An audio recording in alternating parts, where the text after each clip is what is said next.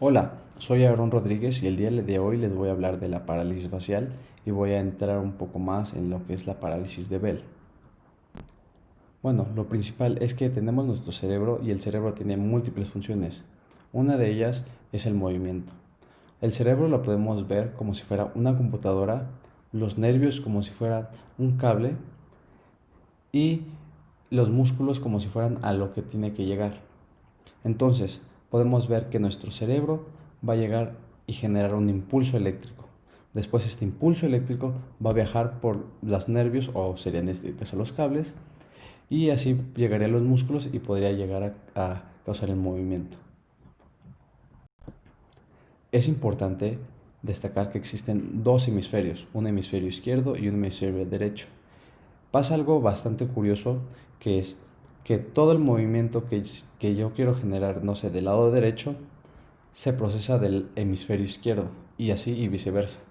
Esto es muy común, pero no es una regla. Hay algunas excepciones. Por ejemplo, si yo quiero mover mi brazo izquierdo, necesito activar mi hemisferio derecho. Entonces, una vez que se activa, voy a tener una activación de mi brazo izquierdo.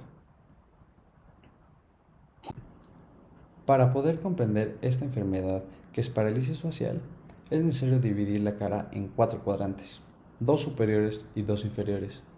En este caso vamos a utilizar solamente los cuadrantes del lado derecho por fines prácticos. Entonces vamos a tener nuestro cuadrante superior derecho representado con el color naranja y nuestro cuadrante inferior derecho representado del color morado. Entonces, primero que nada vamos a hacer que se mueva el cuadrante inferior derecho. ¿Qué es lo primero que vamos a necesitar? Un impulso eléctrico. Este impulso eléctrico va a empezar en el hemisferio izquierdo. Después va a, va a transportarse este impulso eléctrico por medio de fibras. Estas fibras van a cambiar de lado. Entonces, un impulso eléctrico que en cierto momento estuvo en el hemisferio izquierdo, ahora va a estar del lado derecho. Después va a llegar al núcleo motor principal para posteriormente convertirse en un nervio.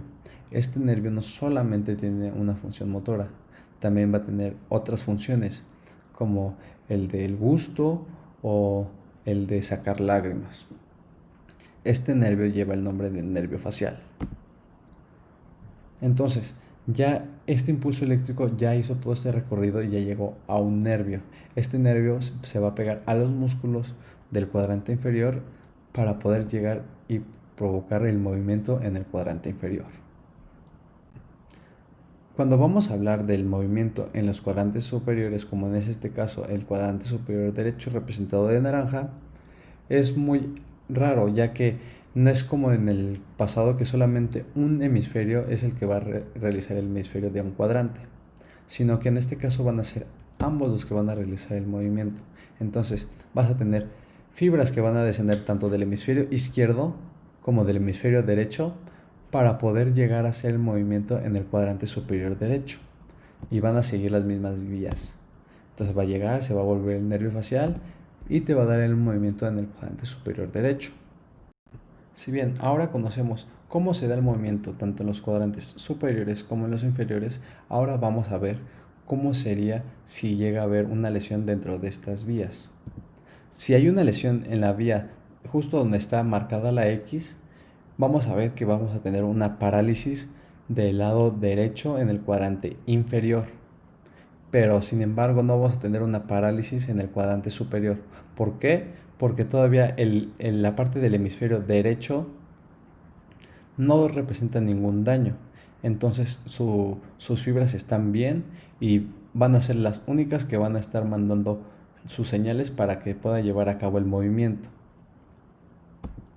Esto entonces vas a poder llevar a cabo el movimiento en el cuadrante superior. Esto se le conoce como parálisis central. Ahora bien, ¿qué pasaría si tienes una lesión ahora donde está la X? Pues en este caso no va a llegar ningún tipo de estímulo o ningún tipo de señal o ningún tipo de impulso eléctrico a ninguno de los cuadrantes. Entonces no vas a tener ningún movimiento en estos casos. Esto se le determina como parálisis periférica. Ahora vemos un esquema de forma más anatómica de esto. Entonces vamos a ver las fibras que están en la cara, sea los dientes o por la nariz o por los pómulos. Estas regiones van a estar de un solo color. ¿Por qué es así? Porque vienen de un solo hemisferio. Mientras que las porciones superiores vienen de dos colores. ¿Por qué? Porque este impulso eléctrico está dado por ambos hemisferios. Y es lo que estaba explicando antes. Esta es una manera más anatómica de representarlo.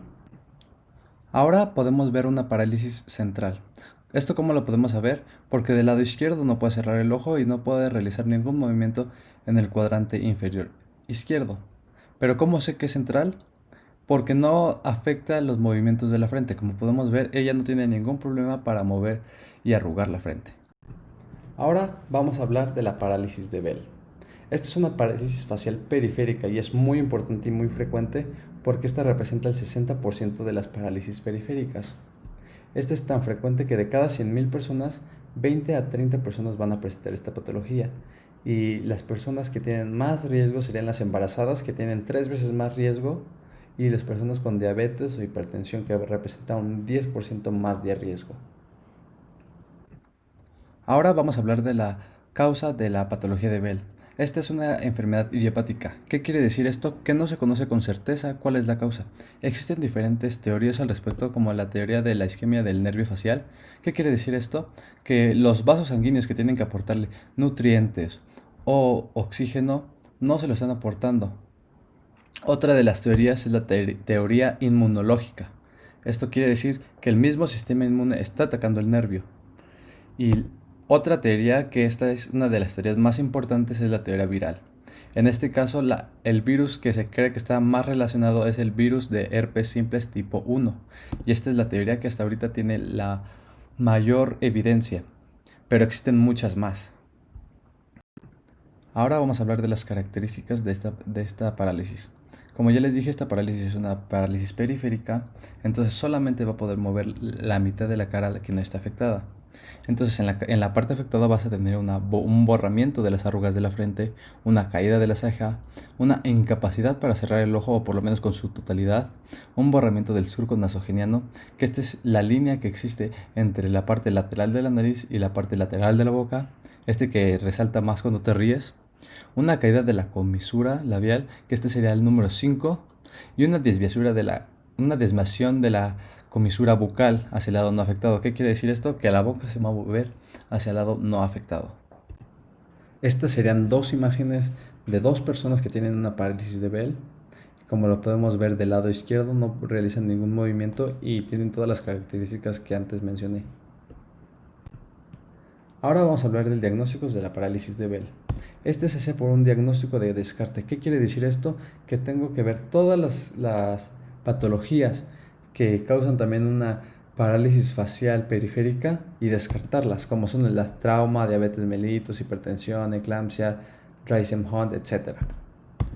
Otra de las cosas importantes es que tiene que haber una existencia de la parálisis facial periférica, que es realmente lo más importante, y que tiene que ser aguda. Esta debe instaurarse entre 1 a 3 días.